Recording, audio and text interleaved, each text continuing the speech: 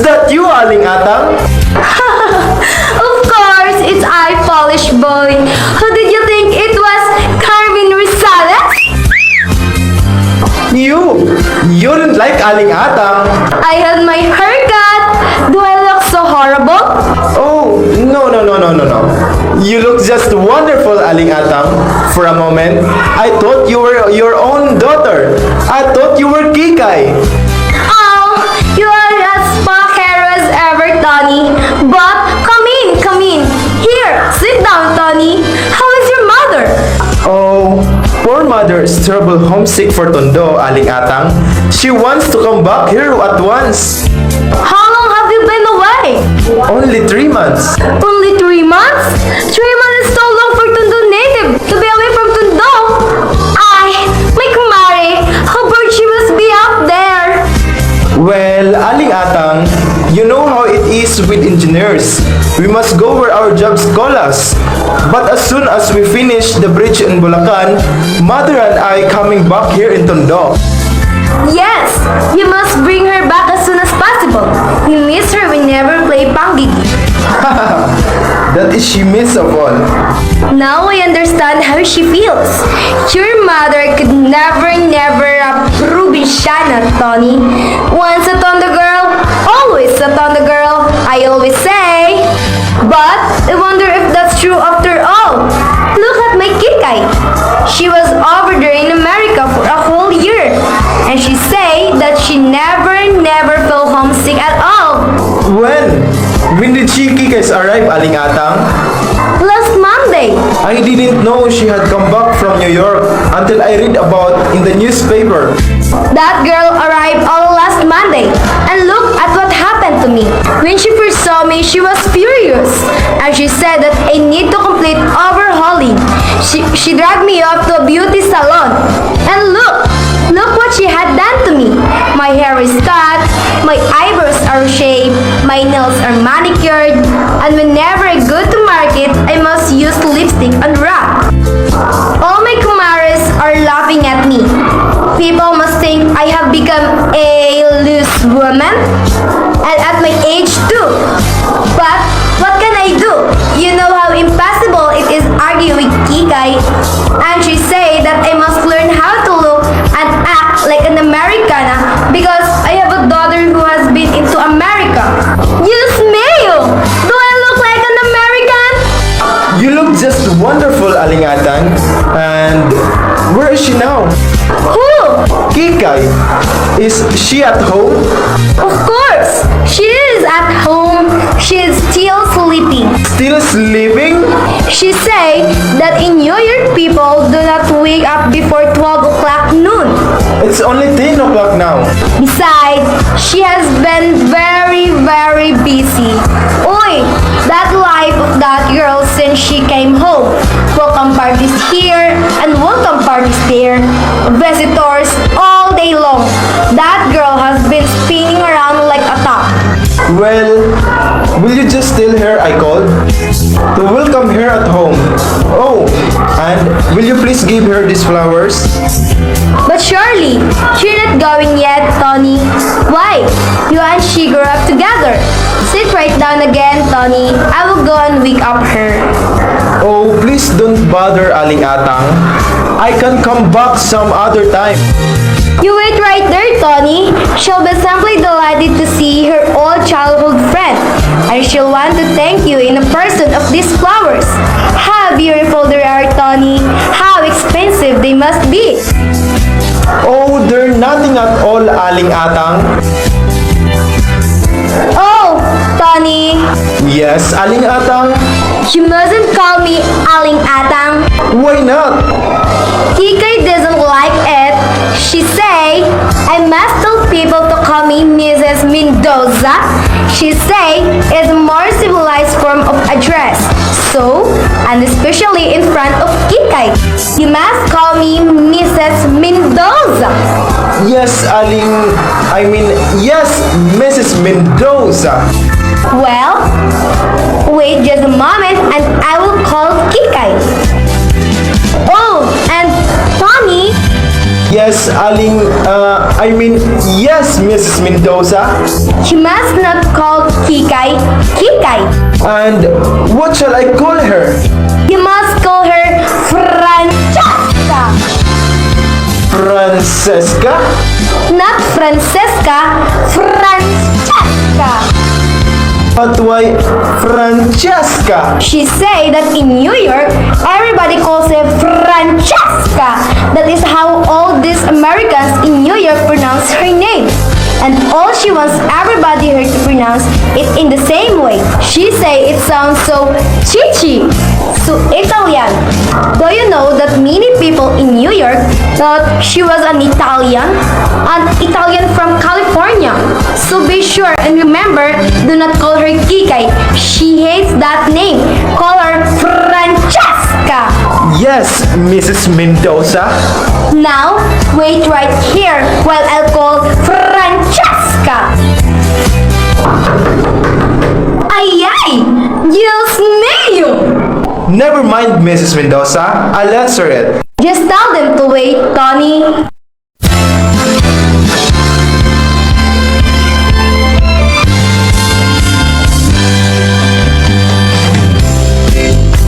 Tony! Totoy! Your old son of your father? You big god about you!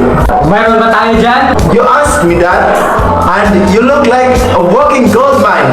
How many depots have you been looting, huh? Hoy, hoy, hoy! More slowly there. It's you the police are out looking for. Impossible! I'm reformed character. Make way for the Tondo boys. Bang, bang. Good to see you, old pal. Here, have a smoke. I thought you were in Bulacan, partner. I am. I just come to say hello to Kikay. Tony, I've been hearing the most frightful things about that girl. People are saying that she has gone crazy.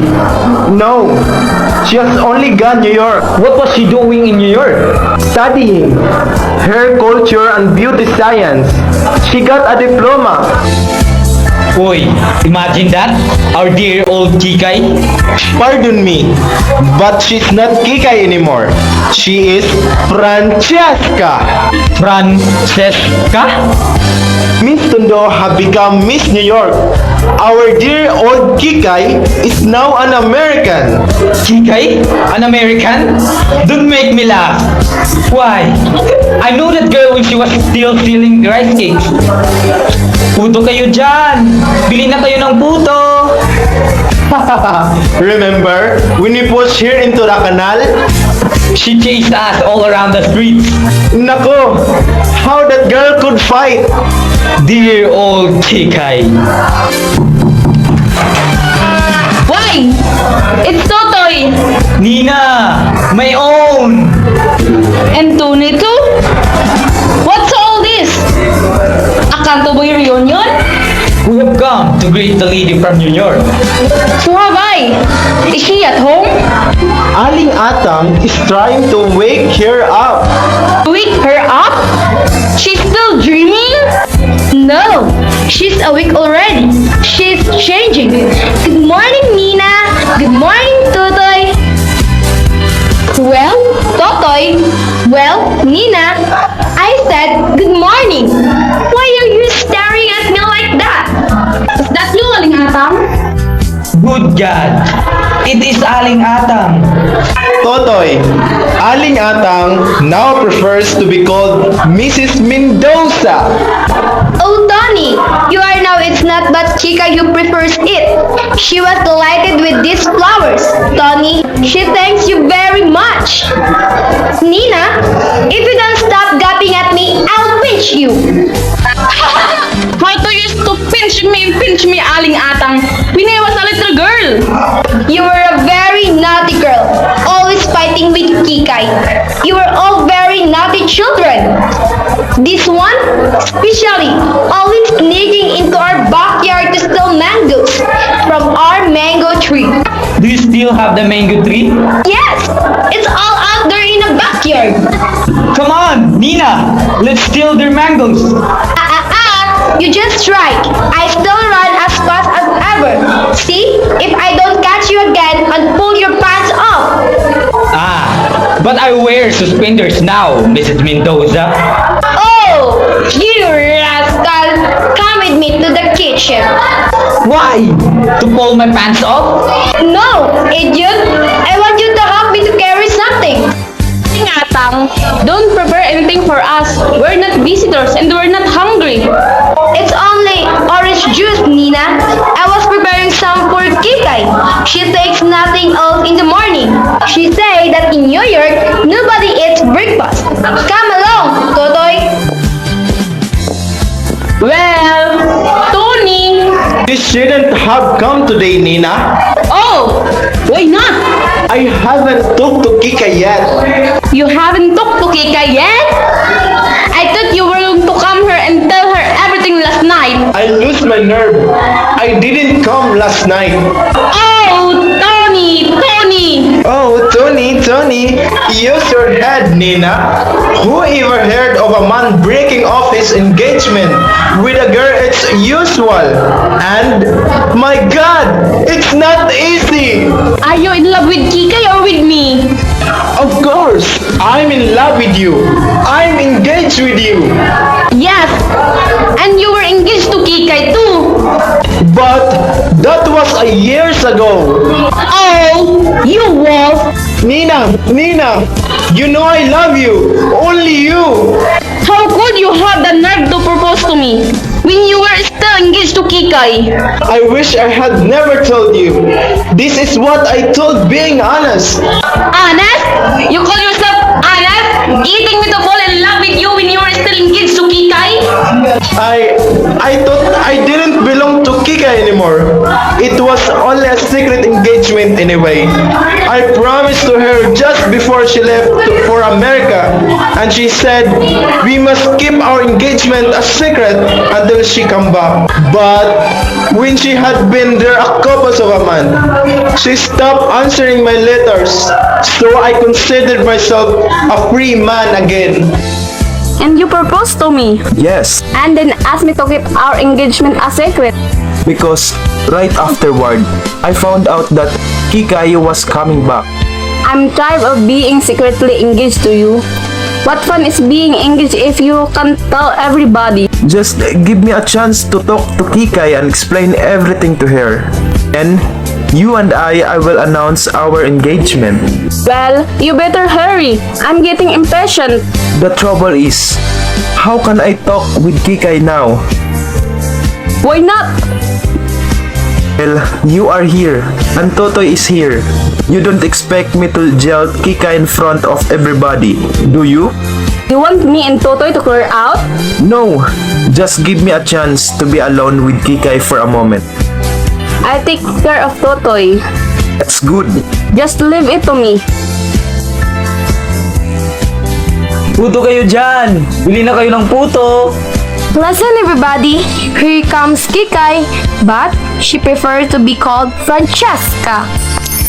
Oh, hello, you darling people! Nina, my dear, but how cute you've become! And Tony, my little fellow of the valley, how are you? And Totoy, how ravishing you look! Goodness, you look like a Tondo Super production and Technicolor. But sit down, everybody. Do sit down and let me look at you. Oh, Mamshi. What's the matter now? How many times must I tell you? Mamshi Darius never serve fruit juice in water glasses. I couldn't find those tall glasses you brought me home. Oh, my poor little Mamshi. She is so clumsy. No, but never mind. Darius, don't break your heart about it. Here, sit down. No, I must be going to the market. Oh, Mamsi, don't forget my celery. I can't live without celery. I'm like a rabbit. Munch all day. Well, if you people will excuse me, Tony, remember me to your mother. And remember, Mamsi, a little bloom on the lips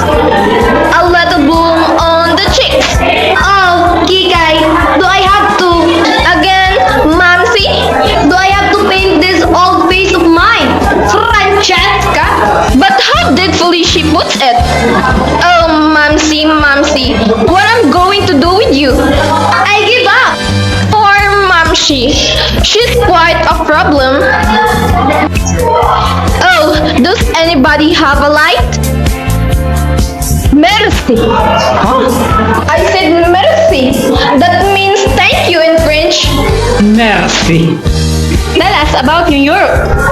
New York? New York! How long did you stay there? 10 months, 4 days, 7 hours, and 21 minutes. And she's still there?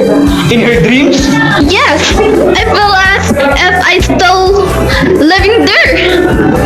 As though I had never left. As though I had lived there all my life. But I look around me and I realize that no, I'm not there. I'm not in New York. I'm here. I'm home. They tell me home. But which is home for me? This cannot be home because my heart aches with homesickness. I feel myself to be an exile. Yes, a spirit exile. My spirit for its true home across the sea. New York? My own dear New York? I don't think we ought to be here at all, boys. Yes, we shouldn't disturb her. And leave her alone with her memories. Is that the girl we used to go swimming with the mud bodies? New York. My own dear New York. Listen. Now, in New York, it's springtime. It's spring in New York. The dishes are just offering in Central Park. And out in Staten Island, the grass is green again. Oh, we have a funny costume in New York. An old and very dear costume. When spring comes around each year, we, New Yorkers, we make a sort of pilgrimage to an old tree growing down by the battery. Oh, it's an old tree. It's been growing there ever since New York was New York. And we, New Yorkers, we call it our tree. Every spring, we go down to say hello to it and to watch its first green leaves coming out. In a way, that tree is our symbol for New York, undying, immortal, forever growing and forever green. But please forgive me. Here, I am going sentimental and just moaning away over things you have no idea about. No, you can understand this emotion I feel for our dear old tree over there in New York. Oh, but I do. I understand perfectly. I feel that way too about our tree. About what tree? Our mango tree. Kikai, have you forgotten about it? Why you and used to go climbing up there every day and gorging ourselves on green mangoes? Aling Atang once got me climbing the tree and she grabbed my pants and off they came. And Kikai and me were rolling in the ground, simply hysterical with laughter. And Totoy, you keep shouting, "Give me back my pants! Give me back my pants!" But wait a minute. What is this tree you're talking about? Our mango tree, Kikai. The mango tree out there in your backyard. Of course not. They completely different. I don't feel any emotion for this old mango tree. It doesn't awaken in any memories for me at all. Well, it does. For me, such happy memories. I really much run out to the backyard and say hello to it. You know, Kikai over here in Tondo, we have a funny custom. An old and very old custom. We make a sort pilgrimage to a sad old mango tree growing in a backyard. And for us here in Tondo, that tree is our tree. In a way, it is a symbol. This selling, Nina. Look who's talking. Oh, you people can't understand at all. Of course not. We've never been to New York. That's it. Exactly. Until you've been to New York, you can't understand ever. Oh, believe me, not to live in New York is not to have lived at all. The tree of ours over there, it doesn't stand for kid stuff and childish foolishness. It stands for higher and finer things, for a more vivacious, a more streamlined, and a more daring way of life. It stands for freedom, and for the Manhattan skyline, and for the Copacabana, and for Coney Island in summer, and for Grand Staub on Riverside Drive, and for Tuesday nights at Eddie Condon's with Wild Bill Davidson, working on the trumpet of his, and for Saturday nights at Madison Square Garden, with the crowd spilling all over the sidewalk, and for the nickel ferry ride to Staten Island, and for the St. Patrick's Day parade down Fifth Avenue and for all. Oh, it's impossible to make you see. I still prefer a tree that grows in Tondo. I second the motion. So do I. Oh, you funny children. I really must go and say hello to our tree. Do you mind, Kikay? Do you? Of course not, child. Do go.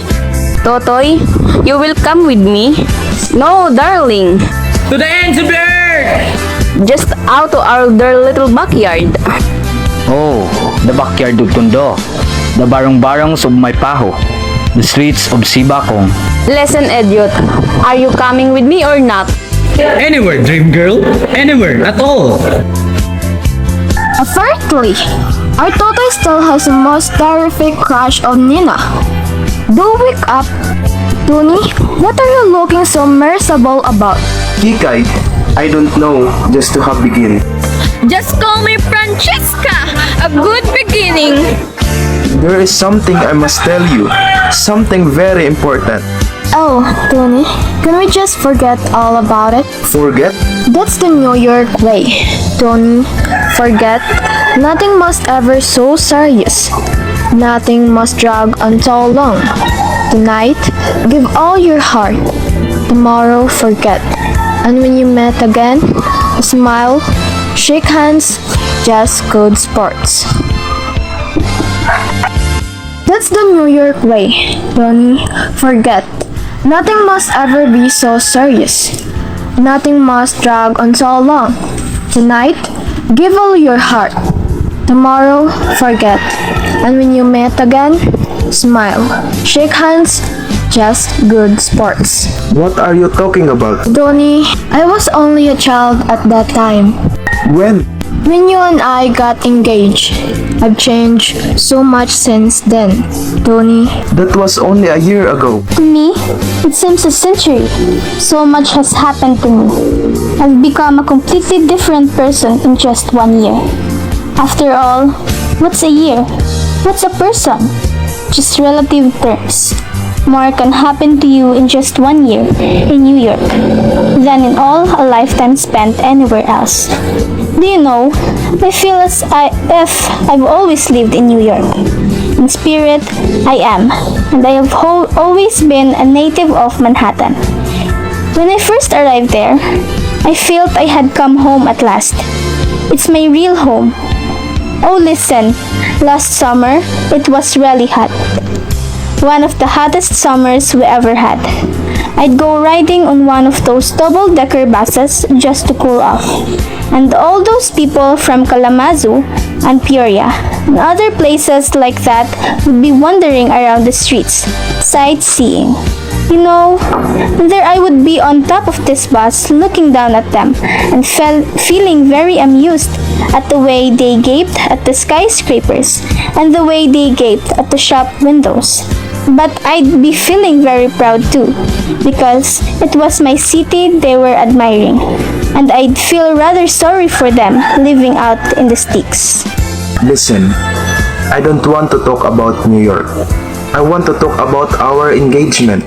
And that's what we cannot do, Tony. Not anymore. Why not?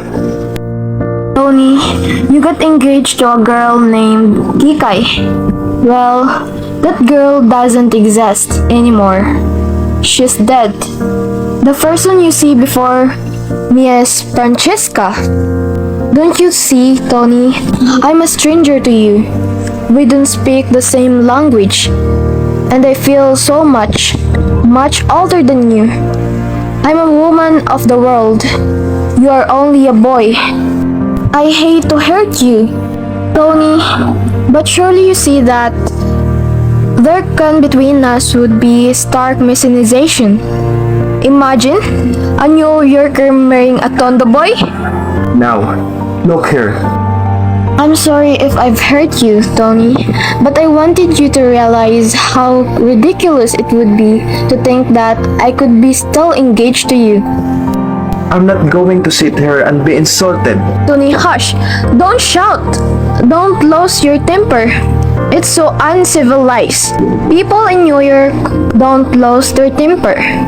Not people of the Hot Mound, anyway.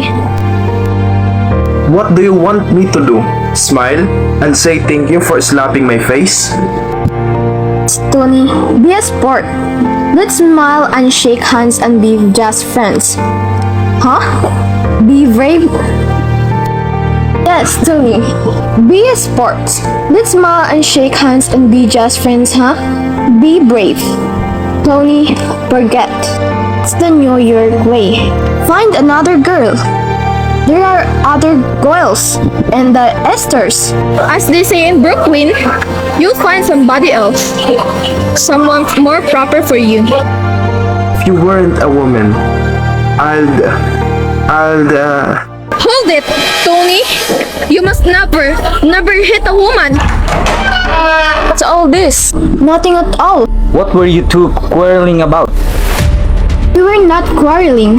Tony and I just decided to be a good friends and nothing more. Tony, is this true? Yes. Oh, good. Now we can tell them. What? What's going on here? Huh? Tony and I are engaged. Engaged? Yes, we've been secretly engaged for a month. A month? Why? You! I did not try to tell you, Kikay. I was trying to tell you. You unspeakable cat! Hey, careful! You're speaking to my fiancé! It's not your fiancé! Oh no! Why not, huh? Because he was still engaged to me when he got engaged to you! Well, he's not engaged to you anymore. Just you said yourself. But I didn't know all about this. This ridiculous business. Oh, the shame of you. Getting engaged to you when he's still engaged to me? Do I look like the kind of girl who'd let a man jolt her? Oh, you horrible monster! Now remember, Kikay, it's uncivilized to lose one's temper. People in New York don't lose their temper, but people in the Houghty Monty anyway. I've never felt so humiliated in all my life. You best. I'll teach you to humiliate me. I told you to leave him alone. He's my fiancé. And I'll tell you he's not. He's engaged to me until I release him. And I haven't released him yet. You ought to be ashamed of yourself. You're just being a dog in a monger. You ought to be ashamed of yourself. Stealing my man behind my back. What? What did you say?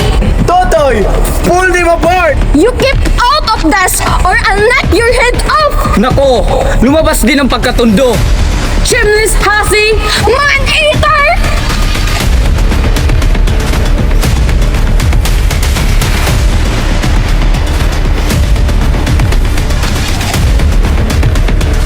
How dare you suck her? What? She hit me first! Look what you're done to her. Are you trying to defend her? You never defended me! Shut up. I hate you! I hate you! Shut up or I'll bust your mouth off. Hey! Don't you talk to Nina that way! You keep out of this. He's more of a gentleman than you are! He defends me! You take your hands off her! I told you to keep out of this. Oh, Toto, you saved my life! Tony! Tony! Open your eyes! Oh, get away from her. Tutoy, take me away from here! Are you still engaged to him? I hate him! I never want to see him again in my life! Good! Come on, let's go! Hey, Don't you speak to me, you brute! I wasn't talk to you. Don't you speak to me either! You have insulted the woman I love! Oh, Totoy, why have you never told me? Well, now you know. Congratulations! Let's go, darling. I don't like the smell around here. Now, you ruined my life. I hope you're satisfied. I have ruined your life. You have ruined mine. What you need is a good sparking. Don't you come near me. You can't boy. Don't worry, I wouldn't touch you with a 10-foot pole. And I wouldn't touch you with a 20-foot pole. Just 1 year in New York and you forget your old friends? Just 1 year that I'm in New York. And what you do? But when you got engaged, you swore to be true. You promised to with me. And I believed you. I believe you. You're Frickle. Frickle. What are you crying about? Be brave. Forget. That's the New York way. Nothing must ever to lose serious. Nothing must ever drag to do long. Oh, Tony.